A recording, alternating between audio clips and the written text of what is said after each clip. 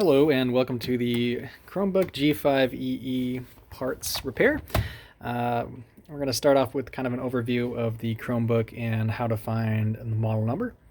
So first of all, you've got your Chromebook, you can open it up, see the keyboard, screen, and most importantly the model number. If you don't know what type of Chromebook you have, you just flip it over and look in this area by the barcode.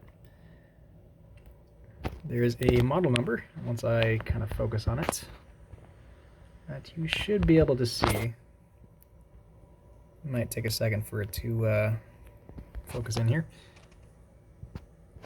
But anyhow, that is where the model number is. It says Chromebook 11 G5ee. So you can search that up with whatever part you need. For example, a screen and keyboard. And to open it up, usually you got to get through the keyboard. And for the G5, there is 10 screws. If you've seen the screws, just take them off. There's little pads to protect the bottoms when they're set on the desk. So you pop those off, use a screwdriver such as this, and you should be able to get in there no problem. Also, a spudger is pretty useful for getting under the pads. You can kind of pry it out. I've already taken out the screws and the pads, so I'm going to open up the keyboard with my prier tool or spudger. So after I do that, I will show you the inside and what parts you can repair. Okay, we've carefully pried it apart, and it should come loose. It's important to kind of go around the edges inch by inch and not break any screws or rather screw holes. Anyways, there is a ribbon for the keyboard you need to detach and a mouse ribbon. The ribbons allow the data to flow between the keyboard and the computer, so you can just quickly pry open those tabs and pull these out. There's a couple different things that can go wrong with the keyboard. Sometimes this can be bent and completely damaged. There's nothing you can do about it, so you gotta replace the whole keyboard. Other times your ribbon could be simply just not plugged in all the way, so you could just try to reseat it and see if it works. Other times the mouse or touchpad will come loose and you won't be able to touch it or click it, so you can try to place that back in as well, or you can replace this ribbon altogether. But more commonly, the keyboard itself will have a bad ribbon. I'll go into further depth with how to repair the individual keycaps, because a lot of times you can just do a single keycap and save yourself the parts and the money. So as for the components itself, we have the battery, the processor, which is the CPU, and here for the G5ee we have the display cable. I can kind of zoom in there. You can detach that whenever you need to work on the screen or replace that. We have the power jack, which allows you to charge it.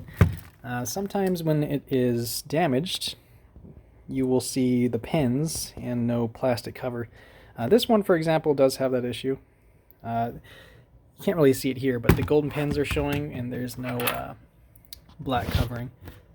And then that'll happen whenever you have charging issues. This is also part of the power jack. It just goes under the motherboard and to the power jack. So if you ever need to replace the power jack, you can just unscrew these screws, 1, 2, 3, and 4. That is a power jack replacement. Here we have the Wi-Fi module. It's going to usually have antennas coming from the screen itself. And that is very simple to replace. It's just one screw. And you can pry it out and replace that or reattach the antennas. A lot of times the antennas will just detach. And you will have poor signal. You won't be able to connect to the Wi-Fi for very long or connect to anything. Here we have some fans. Very simple, it just keeps it cool. So it goes down here, attaches to this, and to this for a fan. So sometimes if you have problems with your charge not staying high enough, you might need to replace the battery. Other than that, I think we're ready to move on to screen repair.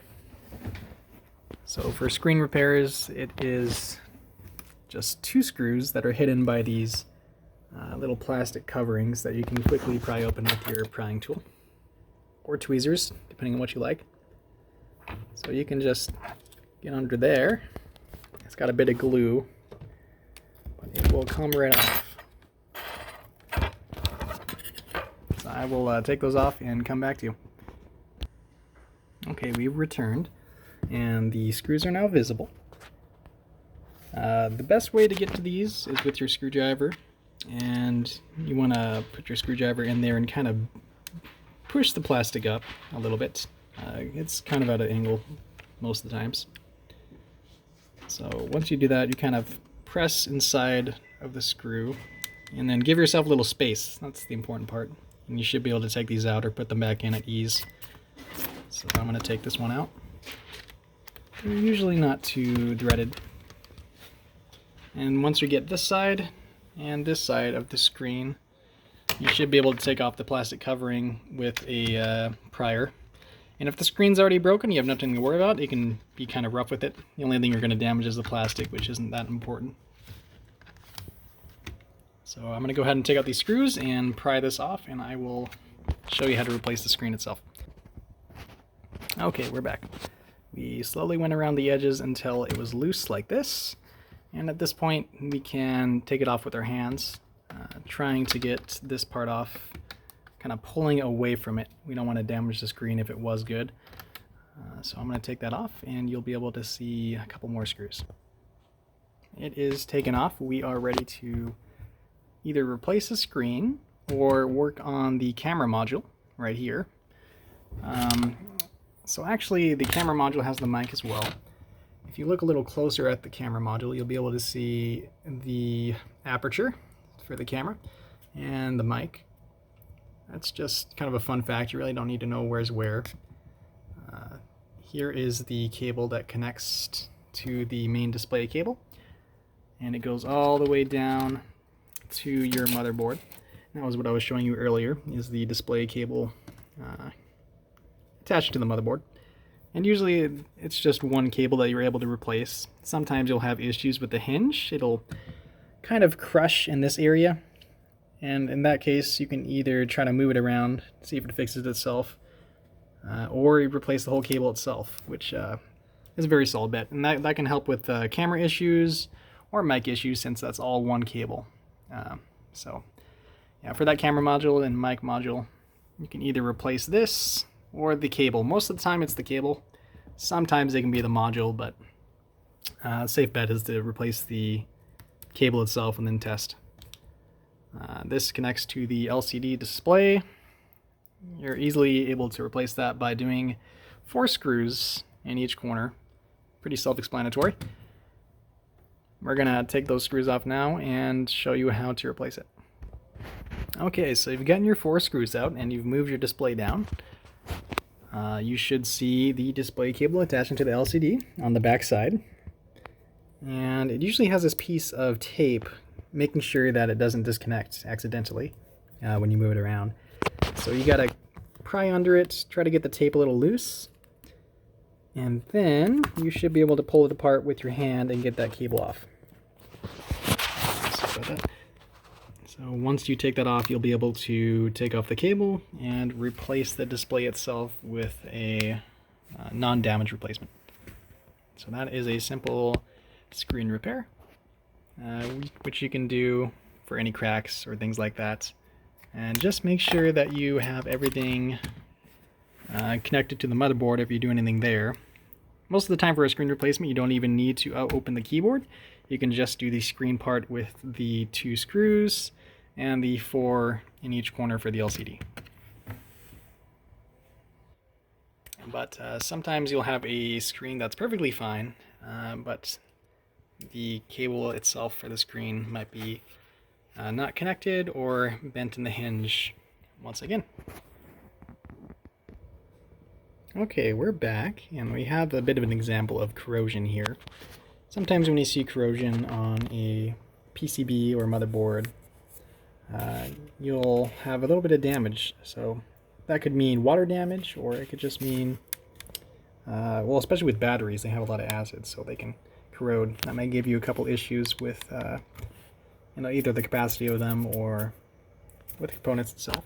So that's just something to note. If you see a little corrosion, that could mean someone spilt something in here. That means they are probably liable for the damages, so keep that in mind. Other than that, let's go into our general tool setup. It's a good idea to have a mod mat or somewhere where you can put your parts to keep track of where they go. So I usually do the kind of the bumpers together with the screws.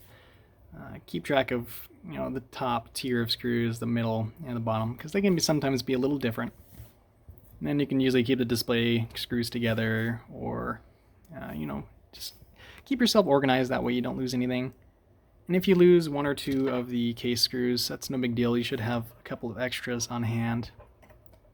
And it's not the end of the world if you lose just one. So after you reattach everything and boot it back up, you should be able to do some further testing in which you can test the keyboard, test the screen. For testing the screen, it's good to change the brightness with the brightness key, for example. But I think that's going to wrap it up for the G5ee video. If you have any questions, just let me know at janenuyen@sonoraschools.org. Thank you, and I hope this helped.